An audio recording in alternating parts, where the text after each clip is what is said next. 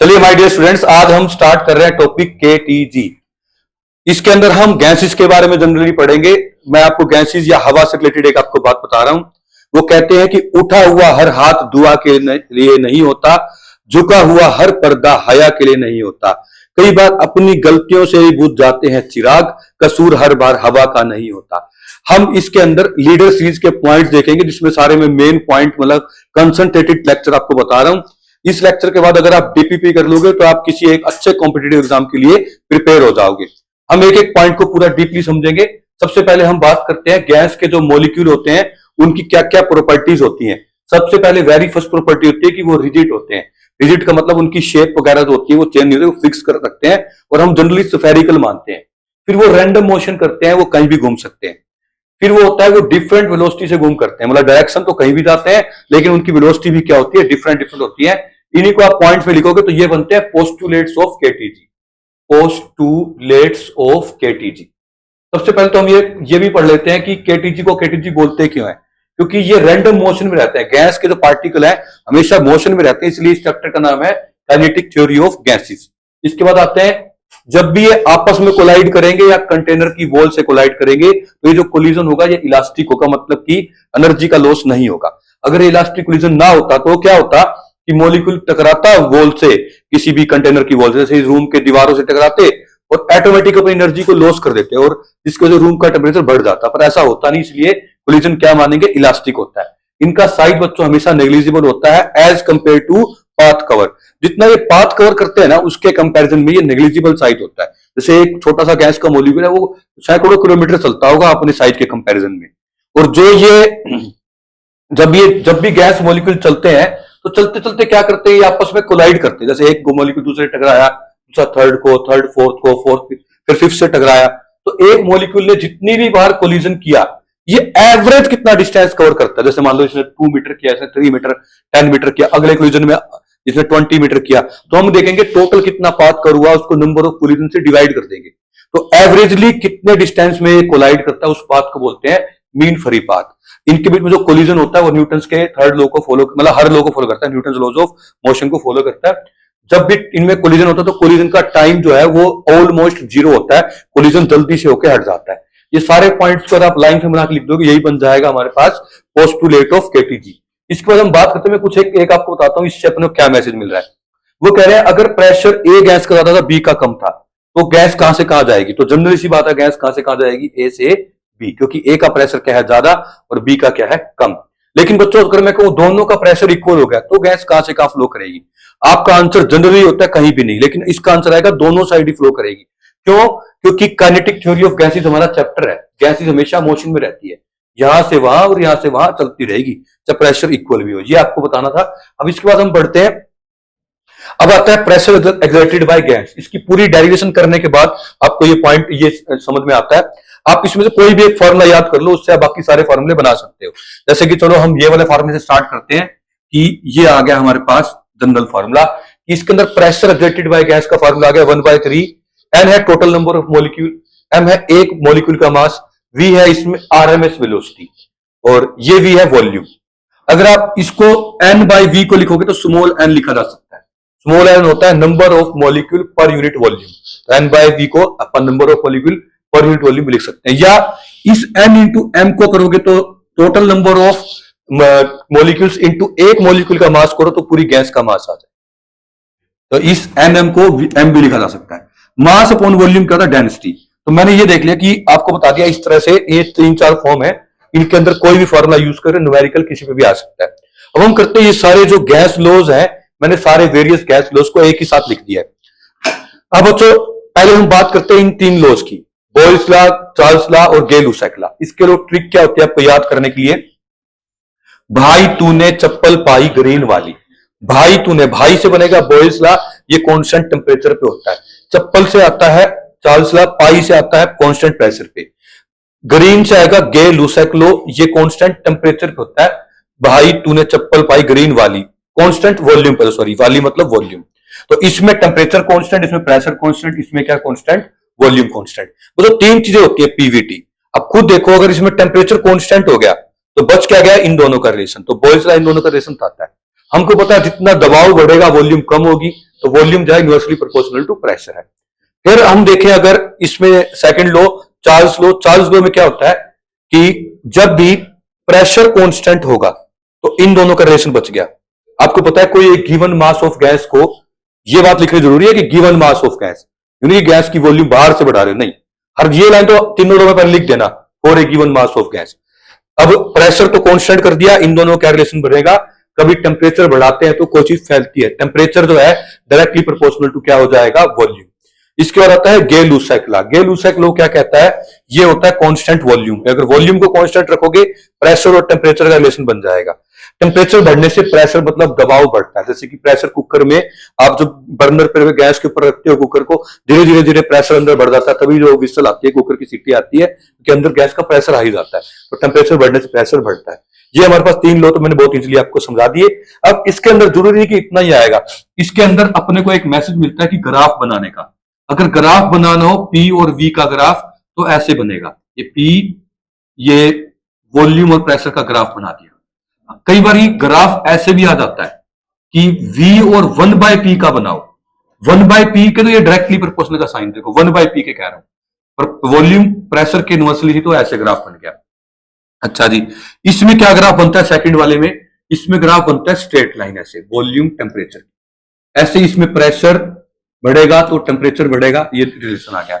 अच्छा, इसको और कैसे किस फॉर्म में कई बार लिखा हो जाता है, इसकी डेफिनेशन तुम भी लिखी लोगे, फॉर गिवन मास जो कांस्टेंट है मैंने बता दिया सारी बात। पर इसमें एक चीज ऐसी भी आती है कि V1 by V2 is equal to P2 by P1, क्योंकि इनमें देखो इनवर्स का रिलेशन है, 1 ऊपर है तो P यहां पे क्या आएगा, नीचे आएगा। सिमिलरली इसके अंदर देखेंगे तो V1 by V2 is equal to T1 by T2। ऐसे इसमें क्या आएगा, P1 by P2 is equal to T1 by T2। तो ये हमने तीनों लॉज को एक बार फाइनली लिखना सीख लिया। अब हम बढ़ते हैं इसके बाद एवोगैड्रो लॉ के ऊपर। एवोगैड्रो लॉ क्या कहता है कि अगर कोई भी टू गैसेस हैं जिनका प्रेशर भी इक्वल है, वॉल्यूम भी सेम है और टेम्परेचर भी सेम है, तो उसमें नंबर ऑफ जो मॉलिक्यूल्स कह लो या नंबर ऑफ मोल्स कह लो, वो भी सेम होंगे। एक ही बात है, मॉलिक्यूल कहोगे तब भी, क्योंकि नंबर ऑफ मोल सेम है तो ऑटोमेटिकली नंबर ऑफ मॉलिक्यूल तो सेम होने पड़ेंगे। यहां से भी अपने को एक मैसेज मिलता है, पहले तो इसको लिखना सीखो। ये कह रहा है कि for two gases having same pressure, equal volume and at same temperature will have same number of molecules, same moles of having same moles of gas, equal number of moles होंगे। ये जो डेफिनेशन लिख लोगे कि इससे एक message मिलता है, वो मैं स्टार लगा के आपको बता देता हूं कि अगर हम अपने स्टैंडर्ड टेम्परेचर प्रेशर के ऊपर देखेंगे, मतलब 1 बार और हम इसको 20 डिग्री सेल्सियस लेंगे, प्रेशर को 1 बार ले, इसको 20 डिग्री सेल्सियस ले, तो हमारे पास क्या होता है, जो कोई भी गैस होती है, 1 मोल ऑफ गैस जो है वो 22.4 लीटर वॉल्यूम ऑक्यूपाई करेगी, चाहे वो कोई भी गैस हो। अगर वो 1 मोल है तो इतनी वॉल्यूम ऑक्यूपाई करेगी, 22.4 लीटर। अब आता है ग्राम्स लॉ ऑफ डिफ्यूजन।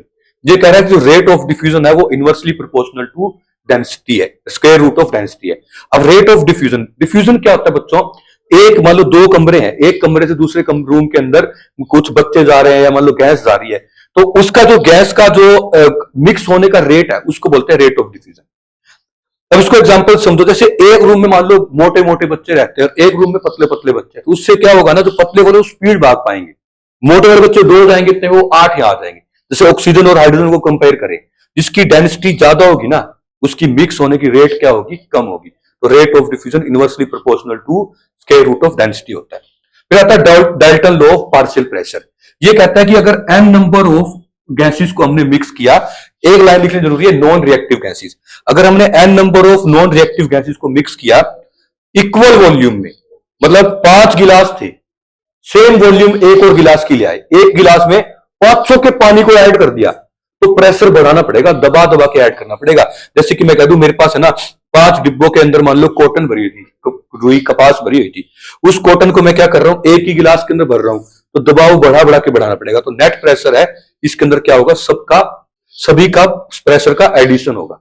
इसको बोलते हैं Dalton law of partial pressure, कि नेट प्रेशर किसी भी गैस के अंदर जो होता है वो सम होता है all the pressure of all the individual gases. फिर आता है हमारे पास law of equipartition of energy. Law of equipartition कह रहा है कि जैसे नेचर है ना, ये भी हमारी प्रकृति मां की तरह होती है। हर डिग्री ऑफ फ्रीडम के लिए जो एनर्जी डिस्ट्रीब्यूट होती है वो होती है ½ RT। अगर एफ डिग्री ऑफ फ्रीडम होगी किसी भी गैस की, तो ये जो डिग्री, ये पहली बात तो गैस के लिए बता रहा हूं मैं, तो जो डिग्री ऑफ फ्रीडम, सॉरी, जो एनर्जी डिस्ट्रीब्यूट होगी वो F/2RT होगी। अगर एफ डिग्री ऑफ फ्रीडम है तो कितनी होगी? F/2RT। एक मोल ऑफ गैस के लिए अगर एक मोलिक्यूल होता तो अपने को इसको एवोगाड्रो नंबर से डिवाइड करना पड़ता। आर को जब भी एवोगाड्रो नंबर से डिवाइड करोगे तो के भी आ जाएगा, बोल्ट्जमैन कांस्टेंट बोलते हैं इसको। अगर वन मोल की मोलिक्यूल के टोटल एनर्जी आपसे पूछी गई हो तो आप बोलोगे F/2 kBT। अगर वन मोल के लिए पूछी हो तो F/2 RT। हो सकता है कि अब वो कह दें 10 मोल है तो इसको 10 से मल्टीप्लाई करना पड़ेगा। तो अगर वो कह दें कई गैसेस को मिक्स कर दिया, हर एक की डिग्री ऑफ फ्रीडम भी अलग है और हर एक के लिए नंबर ऑफ मोल भी अलग है, तो हम कहेंगे इसके लिए इस तरह से। RT तो देखो कॉमन आ जाएगा, नीचे वाला 2 भी कॉमन आ जाएगा। सभी गैसेस को आप जब सम करोगे एनर्जी का तो हर एक के लिए क्या अलग है? डिग्री ऑफ फ्रीडम और क्या अलग, मैं आपको बता रहा हूं, नंबर ऑफ मोल। तो N1 F1, N2 F2, ऐसे करके RT मैंने कॉमन ले लिया। या आप अलग से भी क्या करो, सभी गैसेस की पहले एनर्जी निकाल के ऐड कर लो तो भी यही फॉर्मूला बनेगा। अब मैं इसमें छोटा सा एक और ट्विस्ट है वो आपको बता देता हूं। ये मैं आपको बता रहा था कि ये जो है ये गैसेस के लिए है। अगर ये हम देखते किसी एक सॉलिड के लिए है तो हम इस सॉलिड के लिए जो एनर्जी होती है वो होती है U is equal to 3RT, एक मोल ऑफ गैस के लिए, ये सॉलिड के लिए है। और अगर मैं कह दूं वाटर है, वाटर को भी हम एज ए सॉलिड कंसीडर करते हैं, तो वाटर आ जाए या ये आ जाए, तो दोनों के लिए कितनी एनर्जी डिस्ट्रीब्यूट होती है? वन मोल के लिए 3RT। बाकी गैसेस वाले क्वेश्चन ज्यादा आते हैं, इक्का दुक्का क्वेश्चन इस पे आता है, तो आप ये याद कर लोगे डायरेक्ट 3RT वन मोल के लिए। आगे हम बढ़ते हैं। अब हमारे पास क्या आता है बच्चों, जो हमने यहां पर ये जो V स्क्वायर का बार लिखा था, ये एक्चुअली था root mean square velocity. Root mean square velocity किसी भी गैस की अगर निकालनी है तो अपने को कैसे निकाली जाती है? रूट मीन स्क्वायर वेलोसिटी होती है हर मॉलिक्यूल के वेलोसिटी का स्क्वायर कर दो, पहले उन सबको ऐड कर दो, टोटल नंबर ऑफ मॉलिक्यूल से डिवाइड कर दो, इससे हमारे पास आएगा रूट मीन स्क्वायर वेलोसिटी। इसको ऐसा बोलते किस लिए है? देखो इसके अंदर रूट भी ले रखा है और किनका? मीन, जिनका मीन था सबको ऐड करके n से डिवाइड कर गए। और मीन कौन सी टर्म का था? स्क्वायर वाली टर्म का। देखो सारी स्क्वायर वाली टर्म का मीन लिया फिर उसका रूट ले लिया, इसलिए क्या बन गया? Root mean square velocity. हालांकि इसका कोई यूज नहीं है, बस ये डायरेक्ट फार्मूला आपको आना चाहिए। ये हमारे पास VRMS का डायरेक्ट फार्मूला होता है। इसके बाद हम बढ़ते हैं। अगर हो सकता है कि जो वेलोसिटी देख रहे हैं उसमें नंबर ऑफ मॉलिक्यूल दे रखे, अब मोल की टर्म में नहीं पूछ रखा, उसमें नंबर ऑफ मॉलिक्यूल दे रखे हैं, इसके अलग है। इस दूसरे वाले वो कह दे कि कुछ N1 मॉलिक्यूल्स है वो V1 वेलोसिटी से जा रहे हैं, N2 है वो V2 से जा रहे हैं, तो आप ऐसे नंबर ऑफ मॉलिक्यूल की टर्म में भी लिख सकते हैं। जितने नंबर ऑफ मॉलिक्यूल उन में V1 का स्क्वायर, फिर सेकंड नंबर ऑफ मॉलिक्यूल वो किस वेलोसिटी से जा रहे हैं उसका स्क्वायर अपॉन में टोटल नंबर ऑफ मॉलिक्यूल। ये हमारे पास कौन सा फॉर्मूला था जो हमने अभी अभी पहले देखा है? प्रेशर का फॉर्मूला था, यहां से लिया गया फर्स्ट फॉर्मूले से। अब यहां से आप इनको कंपेयर करो बच्चों, देखो ये पीवी को ऊपर ले जाओ और यहां से V स्क्वायर निकाल लो, मतलब V निकाल लो जो VRMS है, तो क्या आ जाएगी? देखो V ऊपर, 3V ऊपर, M नीचे, तो ये आ जाएगा। अच्छा बच्चों अब अपने को इसको आप और क्या लिख सकते हैं? मैं आपको अलग अलग टर्म में पहले लिखना सिखाता हूं। पहली बात तो ये देखो mass upon volume, mass upon volume क्या बोलते हैं? डेंसिटी, तो ये लिख सकते हैं। तो RMS वेलोसिटी का ये भी फॉर्मूला बन गया, ये भी बन गया, ये भी बन गया, ये भी बन गया। पीवी को nRT भी लिखा जा सकता है, तो इसलिए हमारे पास क्या आ गया? nRT 3, मतलब n नंबर ऑफ मोल 1 लेके चल रहा है, तो RT नंबर ऑफ मोल को 1 नहीं, हम क्या ले रहे हैं? नंबर ऑफ मोल को मान लो यहां पे हम लिख देते हैं n, नंबर ऑफ मोल को n लिख देते हैं। तो अपने पता नंबर ऑफ मोल होता क्या है? Given mass of gas upon में मोलिकुलर मास। तो जो यहां पे n लिखते, एक तो ये फार्मूला बन गया, तो नीचे आता m, जब यहां पे n लिखते तो m नोट ना आता। बट जब अगर हम n को क्या लिख देते, हम इस n को लिख देते, इस n को उठा के m बाय m नोट लिख देते, तो जो नीचे वाला m था ना वो तो कट जाता, ओनली m नोट बच जाता। मैं एक बार इसको प्रूफ भी बता दूं, मैं क्या बताना चाह रहा हूं आपको। देखो ये था 3RT बाय m और साथ में n भी था, या तो यूं लिख लो या फिर मैं कह रहा था यूं लिख लो 3RT, नंबर ऑफ मोल कैसे देखते हैं?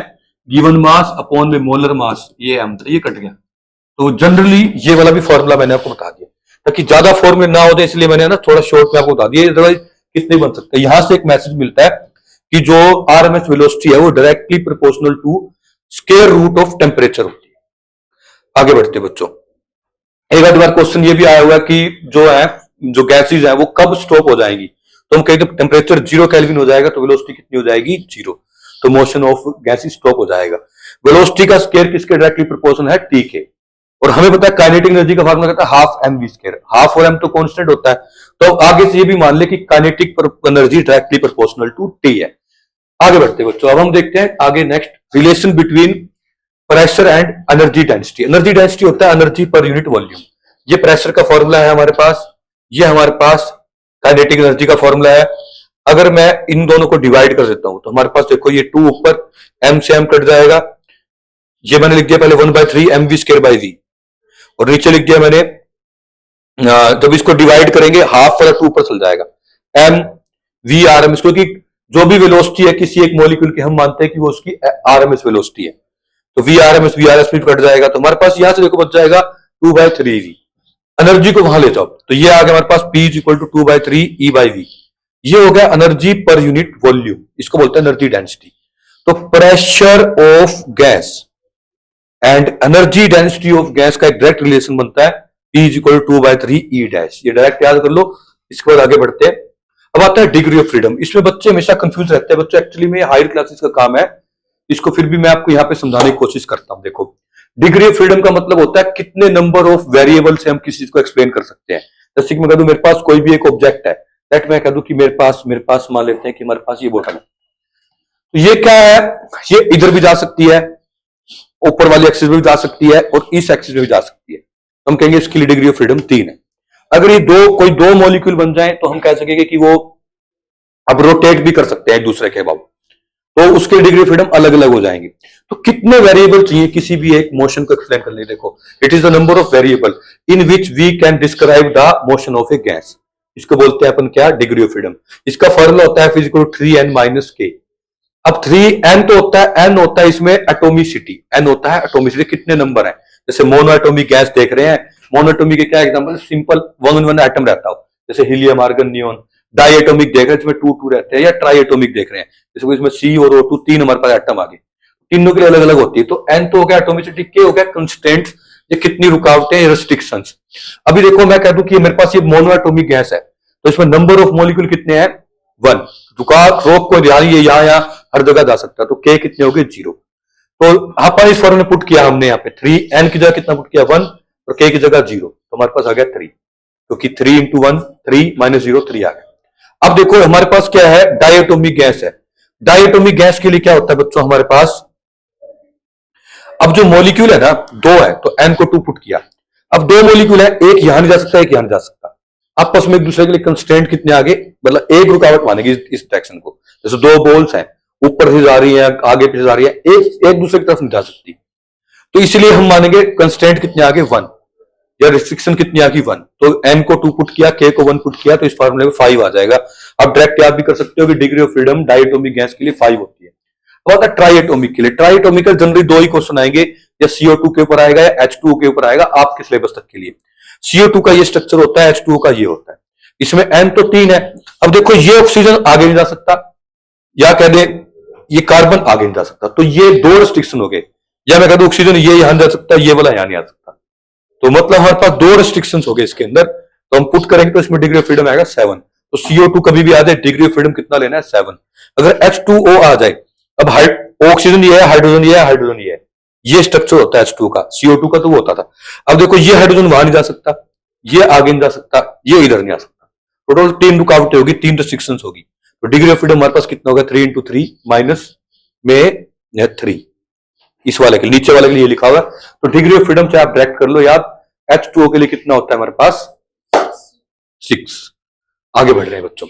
अब कई बच्चों का ना अभी इसमें एक छोटा सा डाउट ये रहता है कि जो एक है ना हायर टेम्परेचर के ऊपर, बता रहा हूं, 2 बातें ध्यान रखना।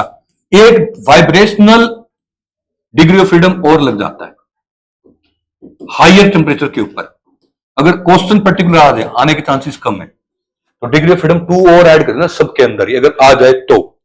सेकंड पॉइंट, अच्छा इसमें में 2 भी क्यों आप ऐड करते हैं, हम मानते हैं कि वाइब्रेशन के कारण क्या है, पार्टिकल कम कांप भी रहे हैं और वाइब्रेट भी मतलब वाइब्रेट कर रहे हैं, तो वो क्या कर रहे हैं, उसमें काइनेटिक एनर्जी भी आ गई और कौन सी आ गई, पोटेंशियल भी आ गई, क्योंकि वो मीन पोजीशन से इधर उधर भी जा रहे हैं और काइनेटिक भी है। तो 2 एनर्जी, 2 वाइब्रेशन के लिए आप डिग्री ऑफ फ्रीडम ऐड करते हैं, एक तो पोटेंशियल के लिए और एक काइनेटिक एनर्जी के लिए। चलो एक चीज और आप ध्यान रखेंगे डिग्री ऑफ फ्रीडम के लिए, ट्रांसलेशनल जब भी होगा ना, कोई भी गैस का जो पेयर होगा, तो ट्रांसलेशनल एनर्जी ऑफ गैस अगर आ जाए तो हमेशा 3 होती है, क्योंकि वो एक्स में भी जा सकता है, वाई में भी जा सकता है, और कहां जा सकता है, जेड में। पूरी गैस के लिए अगर आ जाए तो ये कितनी होती है, 3 ट्रांसलेशनल एनर्जी। आगे बढ़ते हैं बच्चों। तो ट्रांसलेशनल एनर्जी कितनी होती है किसी भी गैस के लिए, ट्रांसलेशनल एनर्जी कितनी होती है, हमेशा ही 3। ट्रांसलेशनल डिग्री ऑफ फ्रीडम कितना होता है, 3। Translational degree of freedom 3, vibrational energy of freedom कितना होता है, 2। ये एक्स्ट्रा नहीं है, ये उसी में है जो आपने पहले डिग्री ऑफ फ्रीडम वाला फॉर्मूला देखे हैं। चलो मैं एक बार इसको सारा समअप कर देता हूं। Degree of freedom monoatomic gas के लिए 3, मोनोएटॉमिक के लिए अगर जब N1 था, डाइएटॉमिक के लिए 5, ट्राई के लिए 6 और 7।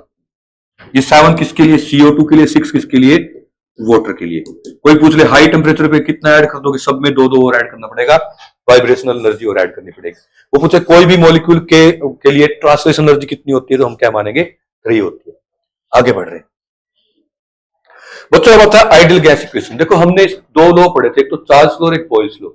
बॉयल्स लॉ में तो मैंने ये रिलेशन पढ़ा, चार्ल्स लॉ में ये पढ़ा था। दोनों को इकट्ठा लिख देंगे तो हमारे पास क्या आ जाएगा कि जो वॉल्यूम है टेम्परेचर के तो डायरेक्टली है और प्रेशर के इनवर्सली प्रोपोर्शनल है, ये हट के आ जाएगा कांस्टेंट। इसको पी को ऊपर दो, पीवी क्या आ गया, कांस्टेंट इनटू टेम्परेचर। इस कांस्टेंट को हम मानते हैं आर, तो पीवी इक्वल टू आ गया आरटी। अगर मैं कह दूं एन नंबर ऑफ मोल है, कई बार एन से कई बार म्यू से लिखते हैं क्योंकि बच्चे कंफ्यूज हो जाते हैं, क्योंकि मैंने कहा था जो एन है वो होता क्या, number of molecule per unit volume. या तो अब इसमें और इसमें कंफ्यूज हो जाते हैं, नंबर ऑफ मोल ले या ये ले। तो कई बार अगर आपने ये पहले से सेट कर दिया ना कहीं पे, ये ले लिया आपने number of molecule per unit volume, तब आप नंबर ऑफ मोल को क्या लेना, म्यू। तो कुछ भी लिखा जा सकता है, तो P equal to n R T लिखो सॉरी, या आप म्यू आर टी लिखो, दोनों एक ही बात है। अब बच्चों आगे बात करते हैं, इसके अंदर म्यू की वैल्यू, सॉरी आर की वैल्यू अपने पता होनी चाहिए, एन की वैल्यू पता होनी चाहिए, के बी की वैल्यू पता होना चाहिए। के बी होता क्या बच्चों, वैसे जब भी एन ए इंटू के बी करते हैं तो हमारे पास आता है आर। एक्चुअली में के बी होता है, कभी कभी है ना आर को एन ए से डिवाइड करना पड़ता है एवोगाड्रो नंबर से, ये एक अनदर कांस्टेंट हो जाता है, इसलिए 2 को याद ना करके हम इनको के बी याद कर लेते हैं। के बी की वैल्यू ये है। वैसे भी आर को एन ए से डिवाइड करोगे, जब 8 को 6 से डिवाइड करोगे तो अप्रोक्सीमेट 1.4 ही आएगा, और 10 की पावर 23 ऊपर चल जाए, ये बन गया। तो वही कभी भी डिवाइड कर सकते हो। आपको 2 चीजें भी याद है, थर्ड आप फाइंड कर सकते हो बच्चों। अब नंबर ऑफ मोल को अलग अलग फॉर्म में लिख सकते हैं, तभी मैंने आपको आइडियल गैस इक्वेशन बता रहा हूं। म्यू होता है नंबर ऑफ मोल, ये होता है गिवन मास अपॉन में मोलिकुलर मास या मोलिकुलर वेट। उसके बाद आता है हमारे पास, अब ये फिर एक कांस्टेंट हो जाता है, इसको स्मॉल आर लिख सकते हैं, इसको हम क्या लिख सकते हैं, स्मॉल आर। तो स्मॉल आर कभी भी आ जाए तो आप कंपेयर करके बता देंगे स्मॉल आर क्या है, कैपिटल आर बाय में किसी का भी मोलर मास। इसके बाद ये नंबर ऑफ मोल है, इसको अपन total number of gas upon में एवोगाड्रो नंबर भी लिख सकते हैं। इसके बाद आर अपॉन एन, यहां से क्या बन जाए, के बी। तो K B N T, PV is equal to K B N T, PV is equal to mu R T, PV is equal to N small R T. ये सारी क्या है, आइडियल गैस इक्वेशन है। इसको अच्छे से आप समझ लेंगे। आगे हम बढ़ रहे हैं। नेक्स्ट हमारे पास आता है बच्चों, ये जो टॉपिक है थर्मोडायनेमिक्स से आप करते आए हो, न्यूमेरिकल सोल्विंग में बहुत दिक्कत आती है बच्चों को, तो पहले मैं आपको बता देता हूं। हमने फर्स्ट लॉ ऑफ थर्मोडायनेमिक्स सीखा था, मैं आपको रिलेशन बता रहा हूं टोटल एनर्जी का और स्पेसिफिक हीट का। ये हमने फर्स्ट लॉ ऑफ थर्मोडायनेमिक्स सीख लिया था। अगर मैं कह दूं डेल्टा टी के रिस्पेक्ट में हम दोनों तरफ पे चेंज देख रहे हैं, मतलब स्मॉल टेम्परेचर के रिस्पेक्ट में दोनों तरफ। अगर कांस्टेंट वॉल्यूम की बात है तो ये तो 0 हो जाएगा, ये 0 हो जाएगा। और नंबर ऑफ मोल अगर 1 हो तो अपने पता है Q upon n, change in heat upon n delta T, ये होता है स्पेसिफिक हीट। एन को तो 1 ले लिया, तो delta Q by delta T या D Q by D T क्या होता है, सीवी। कांस्टेंट वॉल्यूम की बात कर रहे हैं तो सीवी आ गया, D U by D T आ गया, तो सीवी का ये फार्मूला होता है। अब बात आती है, सर हमने यू तो निकाला था law of equipartition of energy से, यू कितना निकाला था, एफ बाय 2 आर टी 1 मोल के लिए। तो मैंने यहां पुट कर दिया एफ बाय 2 आर टी। देखो एफ बाय 2 आर तो बाहर आ गया, डी टी जो है ये सोल्व करके 1 आ गया। तो सीवी इक्वल टू क्या आ गया, एफ बाय 2 आर। या आप डायरेक्ट फॉर्मूला याद कर लो आगे सीवी का। और सीपी का क्या आ जाएगा, जब हमें पता है सीपी माने सीवी आर होता है, इसको मेयर्स फॉर्मूला बोलते हैं। यहां से सीपी कितना आ जाएगा, आर 1 प्लस एफ बाय 2।